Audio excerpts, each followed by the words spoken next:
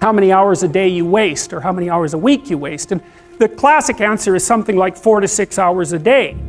And so if your life isn't everything it could be, you could ask yourself, well, what would happen if you just stopped wasting the opportunities that are in front of you? You'd be, who knows how much more efficient? 10 times more efficient, 20 times more efficient. That's the Pareto distribution. You have no idea how efficient people get. It's off the charts.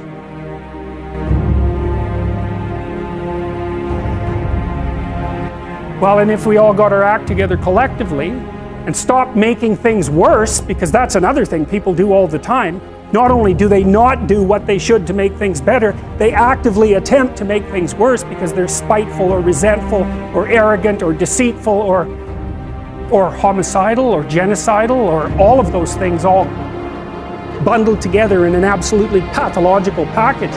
If people stop really trying just to make things worse, we have no idea how much better they would get just because of that.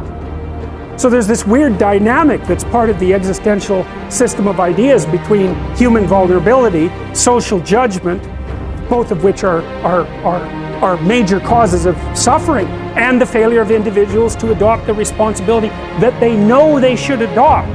So, you know, if you take people, and I've told you this, and you expose them voluntarily to things that they are avoiding and are afraid of, you know, that they know they need to overcome in order to meet their goals, their self-defined goals. If you can teach people to stand up in the face of the things they're afraid of, they get stronger. And you don't know what the upper limits to that are, because you might ask yourself, like, if for 10 years, if you didn't avoid doing what you knew you needed to do, by your own definitions, right, within the value structure that you've created, to the degree that you've done that, what would you be like? Well, you know, there are remarkable people who come into the world from time to time, and there are people who do find out over decades-long periods what they could be like if they were who they were, if they spoke their being forward. And they get stronger and stronger and stronger, and we don't know the limits to that. We do not know the limits to that. And so you could say, well, in part, perhaps the reason that you're suffering unbearably can be left at your feet, because you're not everything you could be, and you know it.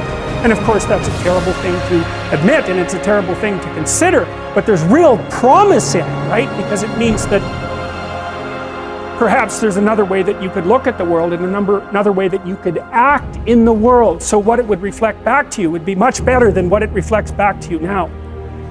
So you might say, well, what would happen if you abided by your conscience for 5 years or for 10 years? What sort of position might you be in? What sort of family might you have?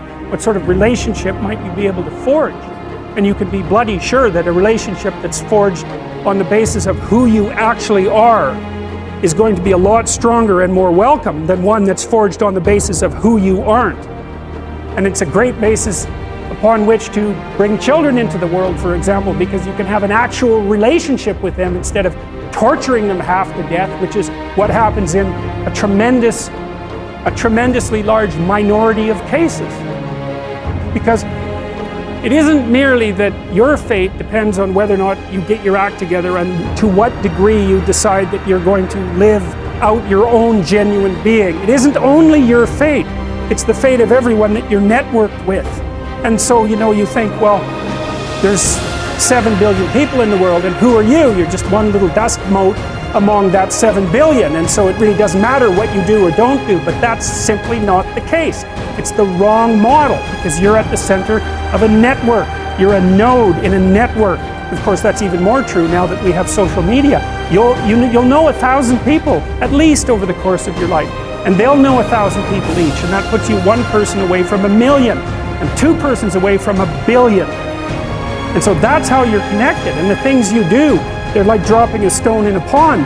The ripples move outward, and they affect things in ways that you can't fully comprehend, and it means that the things that you do and that you don't do are far more important than you think.